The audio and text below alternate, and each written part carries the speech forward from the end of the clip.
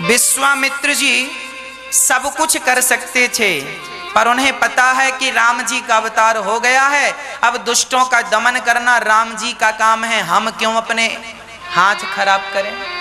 राम जी का अवतार ही इसलिए हुआ है दुष्टों को मारने के लिए, हम काहे पाप ला दें। इसीलिए कहा करते हैं कि सारे काम आप लोग ना किया करो, कुछ काम भगवान के ऊपर छोड़ दिया करो। कोई आपको गाली दे, देने दो, आप भगवान पे छोड़ दो, विवाद में ना उलझो। वो गाली दे रहा है, देने दो, उसका स्वभाव है, देने दो। कोई आपके बारे में बुरा कर रहा है, सोच रहा, करने दो। सावधानी आपकी होनी अच्छी बात है, सावधान रहो, अच्छा है, लेकिन कोई आपको परेशान करे उसे समझाओ, भाई परेशान ना करो। पर जब कुछ भी ना समझे कोई तो फिर भगवान पे छोड़ दो, आप बिल्कुल टेंशन ना लो। आजकल आदमी बड़ा टेंशन में, अभी कोरोना काल में तो बहुत सारे लोग डिप्रेशन में चले गए, कई लोग कोरोना से नहीं मरे, डिप्रेशन से मर गए, ये सोच सोच के कि बचेंगे कि नहीं बचेंगे कि नहीं बचेंगे। अरे बचेंगे तो जी लेना, नहीं बचेंगे तो जाना है, इसमें टेंशन लेने की क्या बात है। आदमी बहुत सोचता है, आप लोग ना सोचते बहुत हैं। आप लोग सोचते हैं कि नहीं, आप लोगों को टेंशन है कि नहीं। मैया आपको टेंशन है, लो टेंशन। कई लोग बड़ी टेंशन लेते हैं, बड़ा सोचते हैं। ये बताओ आपके सोचने और आपके टेंशन लेने से क्या होगा। आज तक आपका सोचा हुआ आप सोचते हैं ये काम हो जाए पर नहीं होता, आप सोचते हैं ऐसा हो जाए, नहीं होता।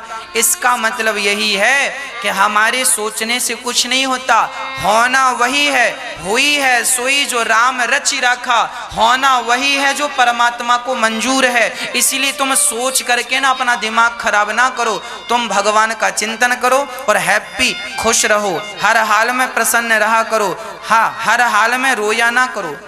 जिसको मरना होगा मर जाएगा, जिसको बचना होगा बच जाएगा। आप क्यों परेशान हो रहे हैं, क्या तुम्हारे टेंशन लेने से वो मरता हुआ बच जाएगा। बोलो। एक मैया बोली, महाराज हमारी बहू के पेट में बेटा है कि बेटी, आप बताओ। हमने कहा मैया ये सुविधा हमारे पास नहीं है। बोली महाराज हम बड़े परेशान हैं। क्यों। बोले महाराज 3 छोरियां घर में हैं और चौथी बार बहू गर्भवती है, डर लग रहा है। हमने कहा किस बात का। बोले चौथी छोरी ना हो जाए। हमने कहा मैया इतना सोचने से क्या होगा। अरे महाराज जी 3 छोरियां हैं, एक तो छोरा होना चाहिए, भगवान एक तो पुत्र दें। हमने कहा भगवान देंगे, तुम परेशान ना हो, तुम्हारे सोचने से। अच्छा तुम सोचोगी तो क्या छोरी की छोरा हो जाएगा। फिर जो समय तुम प्रसन्न चित्त से गुजार सकते थे वह भी तुम्हारा टेंशन में जा रहा। फिजूल की टेंशन है कि नहीं, बेकार की टेंशन है। उसने कहा महाराज 3 बेटियां हैं। हमने कहा मैया ये जो 3 बेटियां हैं ना, ये अपना अपना भाग्य लेकर आई हैं। अरे महाराज महंगाई है, इनका कौन पालन पोषण करे। हमने कहा सुनो, कोई किसी का पालन नहीं करता, सारे लोग अपने अपने भाग्य की, भगवान की दी हुई रोटियां खाते हैं।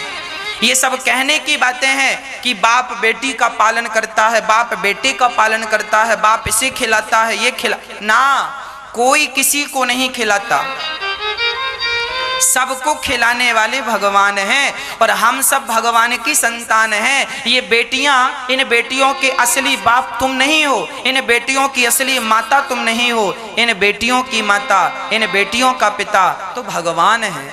हमारे माता पिता भगवान हैं। हम जरूर कहते हैं कि ये हमारे अपने माता पिता हैं, माना है हमारे माता पिता, पर ये याद रखो कि ये माता पिता ना होंगे तो भी आप भूखे नहीं मरेंगे, क्योंकि आपके माता पिता के ऊपर भी एक माता पिता और हैं।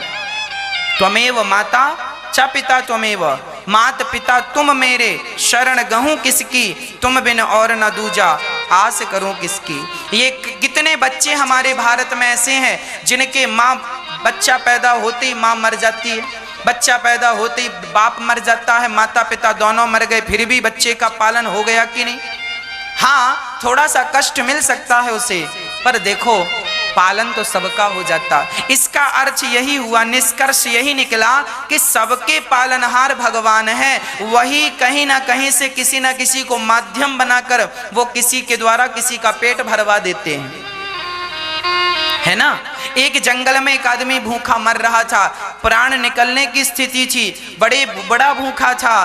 तभी वहां पर एक सज्जन वहां से निकल रहे थे और वो सज्जन टिफिन लेकर के जा रहे थे। तभी टिफिन लेकर वो जा ही रहे थे कि जहां वो भूखा आदमी बैठा था उसी के पास उस आदमी का पांव फिसल गया और वो गिरा तो उसका सारा टिफिन खुल गया। कुछ दाल गिर गई, कुछ रोटियां गिर गई, कुछ चावल गिर गए। और जब गिरे तो जो गिर गया था उसे उसने वहीं छोड़ा, जो बचा था उसका बंद किया, चला गया। अब अचानक उसके सामने बिखरी हुई दाल और बिखरी हुई रोटी आ गई। भूखा था, उसने रोटियां उठाई, बिखरी दाल थी, भूखे में तो अब बिखरी दाल है, खा लिया, रोटी खा लिया, उसके जान में जान आई। मतलब विधाता किसी ना किसी प्रकार से तुम्हारा पेट, जब तुम्हारा कोई पेट भरे, जब तुम्हें कोई रोटी दे तो ये ना सोचा करो कि ये हमारी मेहनत से आ रही हैं, सदा यही सोचा करो कि ये भगवत कृपा से हमें मिल रही हैं और भगवान ही हम सबके पालनहार।